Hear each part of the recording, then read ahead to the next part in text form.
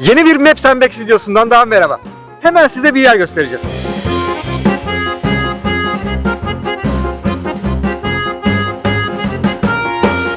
Ve şimdi gelin oraya gidiyoruz.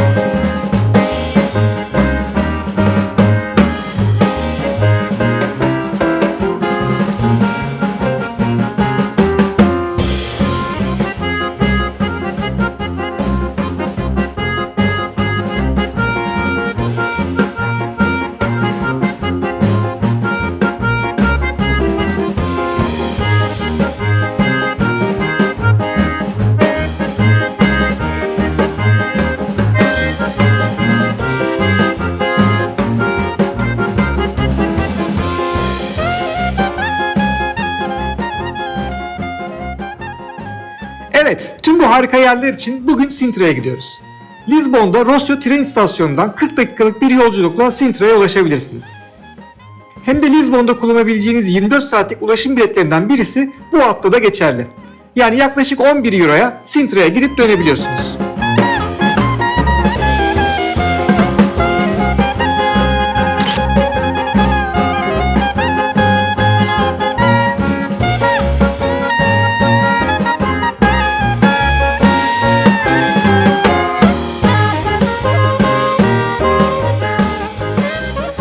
Google'a Portekiz'de yapılacak şeyler yazdığınızda hemen her listede karşınıza çıkacak bir şey var. O da Sintra'ya günübirlik bir gezi düzenlemek.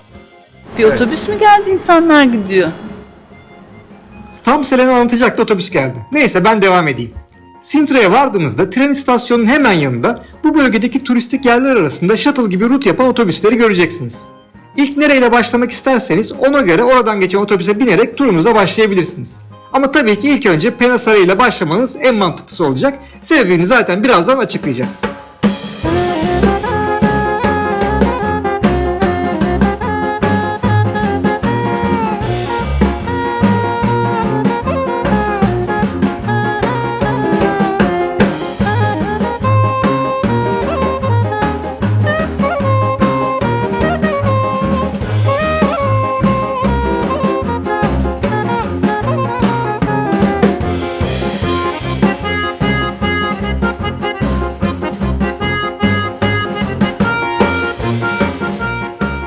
Evet, Pena Sarayı'ndayız. Bu saray 19. yüzyılda Kral 2. Ferdinand tarafından yaptırılmış bir yazlık saray olarak yaptırılmış ama mimara nasıl bir grif vermiş bilmiyoruz, ortaya böyle rengarenk bir şey çıkmış.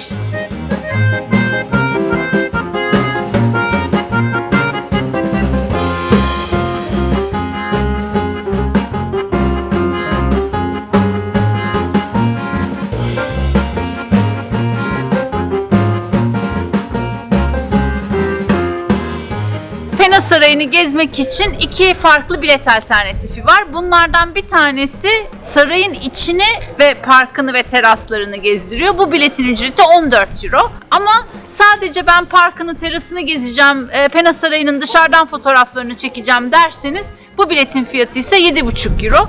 Biz sadece park biletini, ucuz olan bileti tercih ettik. Çünkü burası bir yazlık saray olduğu için içerisi diğer alışık olduğunuz ulusal saraylar kadar görkemli değil. Yaptığımız araştırmalarda, forumlarda, fotoğraflarda da içerisinde ilgimizi çeken çok bir şey olmadı. Eğer tarihe çok meraklıysanız içerisini de görmek isteyebilirsiniz. Ama Pena Sarayı dışarıdan o kadar güzel ki bizce bahçelerinde ne kadar dolaşsanız yanınıza kâr kalır.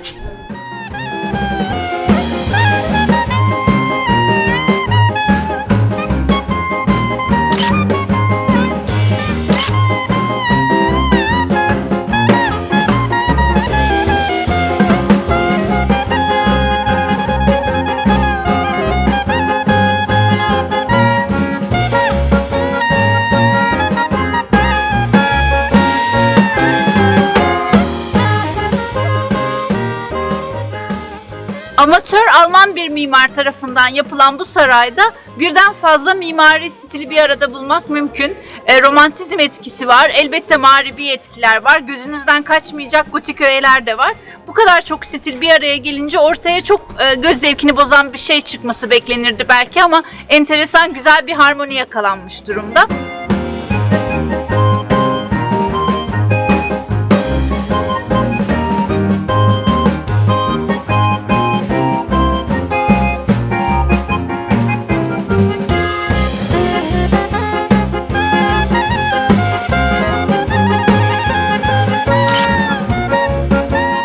Bu sarayın Romantik Road videomuzu izlediyseniz orada da görmüş olduğunuz Neuschwanstein şatosuna da ilham olduğu söyleniyor. Zaten o şato da Walt Disney'e ilham olmuştu. Aynı zamanda Danimarkalı masal yazarı Hans Christian Andersen'in de Pena Sarayı'nda vakit geçirdiği biliniyor. O yüzden herhalde şunu net bir şekilde söyleyebiliriz ki Pena Sarayı birçok masala ilham olmuş bir masal şatosu.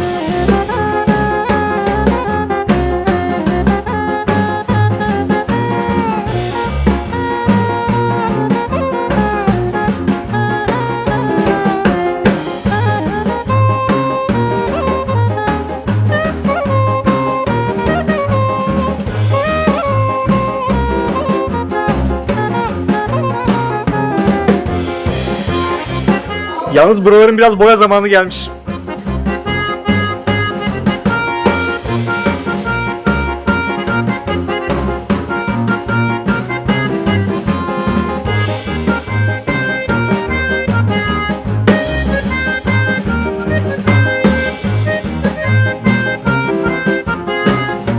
Pena Sarayı'nda kendimizi tamamen kaybettik.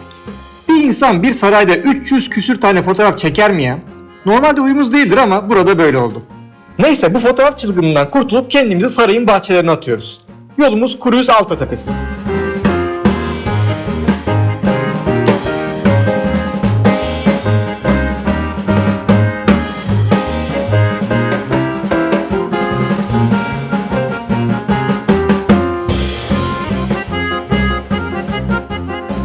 Yalnız var ya yarım saattir Pena Sarayı'nın bahçelerinde geziyoruz. Ucu bucağı yok. Eskiden var ya kral olacakmışsın ha.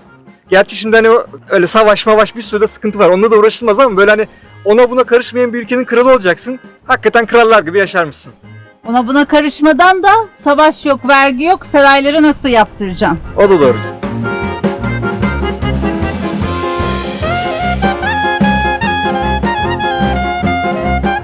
Sizlere en güzel görüntüleri verebilmek için gerekirse Sintra'nın en tepe noktasına da çıkarız.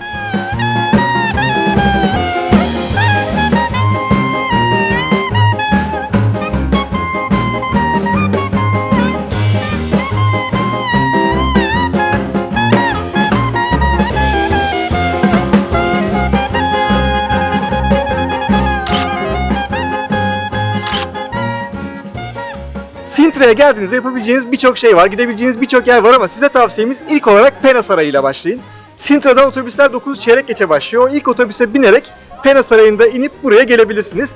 Biz şu an buraya off sezonda geldik. Şubat ayındayız. Ona rağmen öğleye doğru burası bayağı bir kalabalıklaşmaya başladı. Yazın burayı hayal bile edemiyoruz. Pena Sarayı ile başlayın, sonrasında yola devam.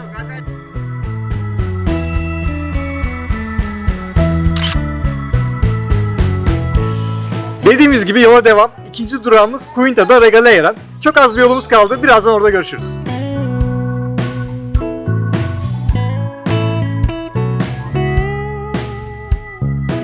Quinta da Regaleira'dayız. Buranın 10 euroluk bir giriş ücreti var ama içeride görülecek çok şey var. Öncelikle bir saray burada göreceğiz ama sarayın dışında işte gölet, işte mağaralar, şelale, kule ve çok özel bir kuyu göreceğiz. Ama biraz önceliklendirme yapmamız gerekiyor çünkü burayı hakkıyla gezmek aslında en az 3 saat gerektiriyor. O yüzden biz de listemizde biraz böyle kendimize bir rota çizmeye başlıyoruz. Sonrasında hemen turumuza başlayacağız.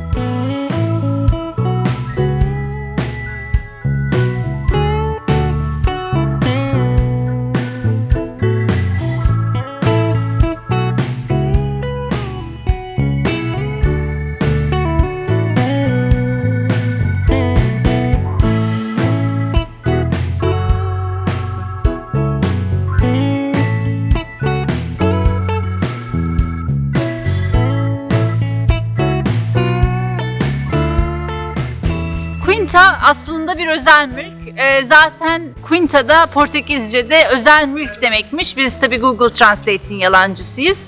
1904 yılında Brezilya'da maden işçiliğiyle uğraşan zengin bir Portekizli iş adamı tarafından yapılmış. Yapımı 6 yıl sürmüş. Adam öldükten sonra hala ailede kalmış. 1997 yılında Portekiz hükümeti burayı bir ulusal miras ilan edip halka açmış. İyi ki de açmış çünkü biz de bu sayede buraları gezip görebiliyoruz.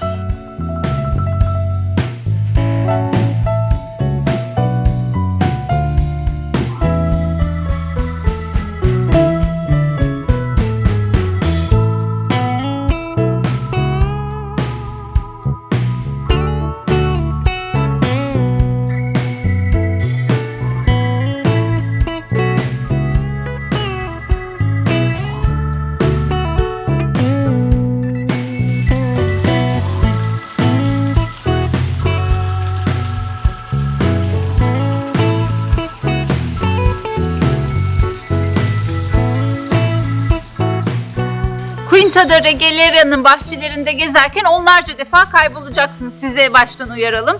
Bunun sebebi de burayı yaptıran iş adamı Carvalho Montero'nun tapınak şövalyeleri, masonlar gibi gizli dini tarikatlara duyduğu ilgiden kaynaklanıyor. Şimdi burada görmeyi en çok merak ettiğimiz yere gidiyoruz. Burada 2 tane kuyu var. Aslında bunlar kuyudan çok yer altına doğru uzanmış birer kule gibi.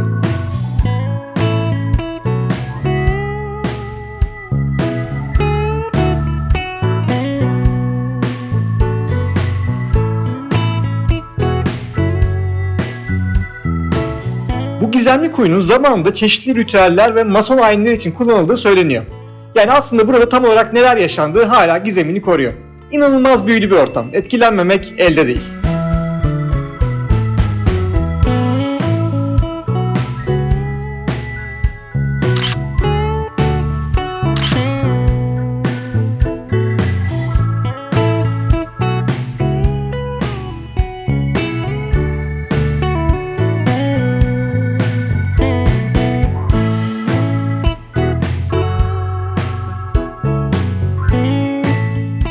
Buradaki bir diğer gizemli şey ise her şeyin yeraltı tünelleriyle birbirine bağlı olması. Örneğin az önceki kuyudan inerek ulaştığımız bu mağarayla birçok yere ulaşmak mümkün. Mesela şu an tesadüfen az önce o dışarıdan gördüğümüz şelaleye geldik.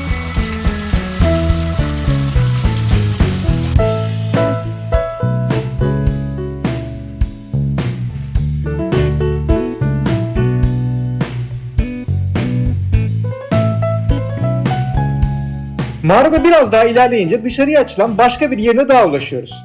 Burası da burada görmeyi beklediğimiz diğer kuyu.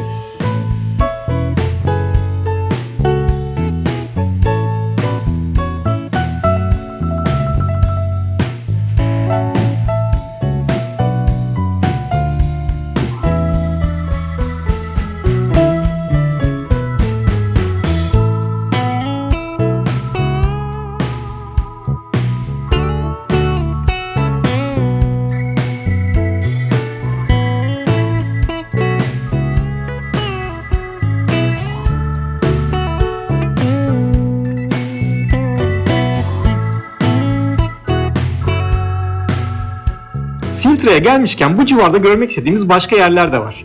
O yüzden biz yavaştan buradan ayrılıyoruz. Ama gitmeden önce tabii ki saraya da bir bakıyoruz.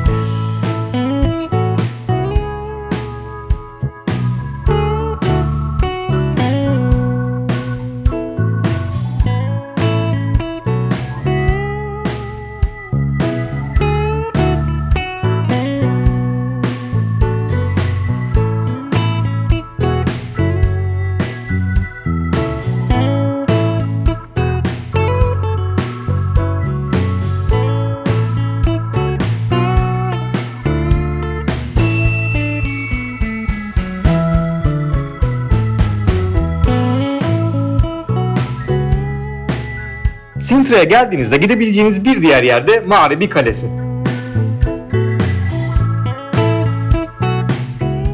Castelo dos Moros yani Mağribi Kalesi 9. yüzyılda Mağribiler tarafından yapılmış. Zaten ismini de oradan alıyor. Haçlı seferlerinde Mağribiler Portekiz'den uzaklaştırıldıktan sonra terk edilmiş. Kral II. Ferdinand tarafından 19. yüzyılda elden geçirilerek bugünkü haline kavuşmuş. Aslında kale dediğimize bakmayın, daha ziyade böyle Çin Seddi'nin küçük bir versiyonu gibi. Biz gitmeyi tercih etmedik. Ayıptır söylemesi, Çin Seddi'ne gitmiştik zaten. O yüzden böyle kalede merdiven tırmanmak çok hoşumuza gitmedi, pek cazip gelmedi. Ama eğer daha önce böyle bir deneyim yaşamadıysanız mutlaka çıkın, duvarlarında gezinin ve güzel Sintra şehir manzarasının tadına bir de oradan varın.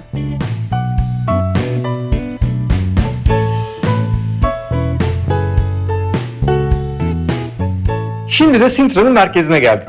Burada bir şeyler atıştırdıktan sonra bugünkü son noktamıza gideceğiz. Ama hazır buraya gelmişken size Sintra Ulusal Sarayı'nı da gösterelim.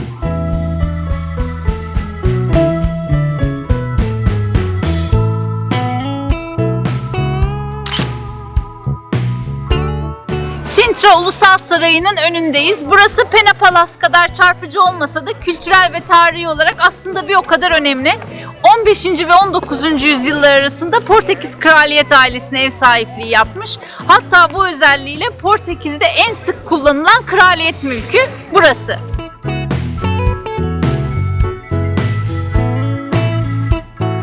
Bu arada sabah koştur koştur Pena Sarayı'na giderken bu Sintra bölgesindeki otobüslerin fiyatlarından bahsedememiştik. Gün içerisinde bir noktadan diğerine giderken bu otobüsleri defalarca kullanacaksınız. O yüzden her seferinde tek binişlik bilet almak çok pahalıya gelecektir. Tavsiyemiz günlük kombine bilet almanız. Biz gittiğimizde 15 euroydu ama şansımıza bir kampanyaya denk gelip 11 euroya kapatabildik bu işi.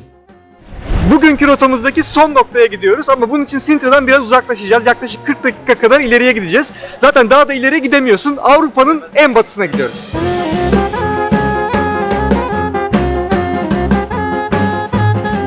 Kıta Avrupa'sının en batısına gidiyoruz. En. Yok daha ötesi.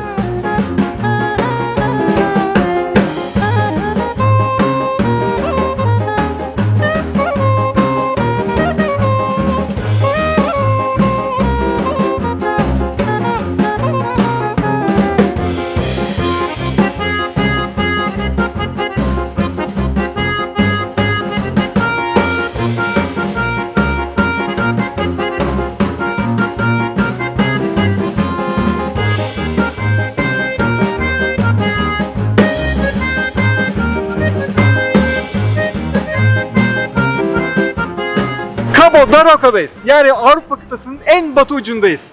Hatta burası eskiden o coğrafi keşifler olmadan, işte o yeni kıtalar keşfedilmeden önce burasının dünyanın sonu, dünyanın bittiği nokta olduğuna inanılıyormuş.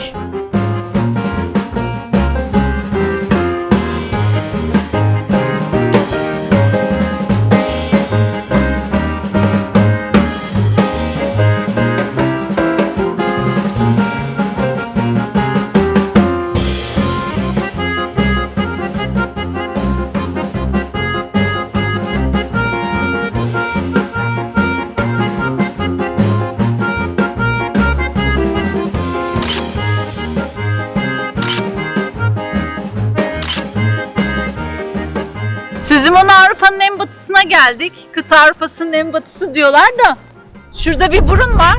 Bence orası daha batı. Ya daha ileride duruyor yani, orası net. Bir Google Maps'ten koordinatlara falan bakalım, tam bir teyit edelim de bir yanlışlık varsa düzeltelim. Bir keşif de biz yapalım.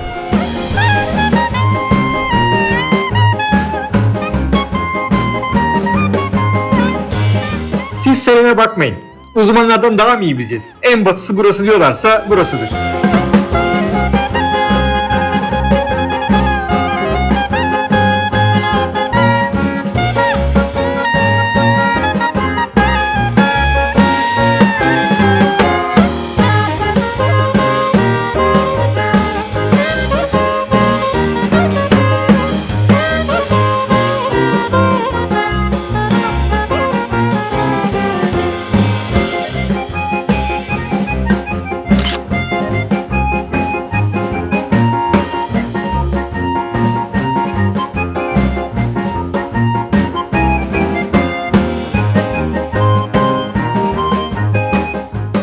Ada bölgesindeki turumuzun sonuna geldik. Şimdi trenimizle tekrar Lizbon'a dönüyoruz.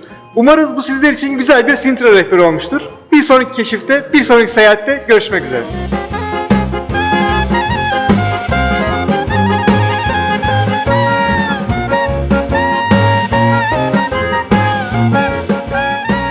Romantik rota videomuzda da görmüş olduğunuz Neuschwanstein dedi, Neuschwanstein.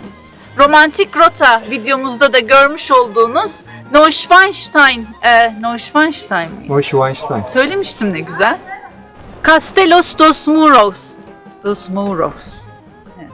Castelos dos Muros yani Mağribi kalesi. Kale mi denir? Kale evet. Castelos muydu? Castelos çoğul oldu. Castelo dos Moros yani Mağribi Kalesi. Quinta da Regaleira'dayız. Quinta da Regaleira'nın bahçeleri kaybolmak için birebir bunlar içerisinde Quinta da Regaleira'nın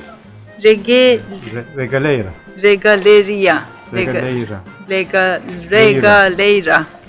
Bunlar arasında Quinta da Regaleira'nın ben burayı söyleyemeyeceğim yani.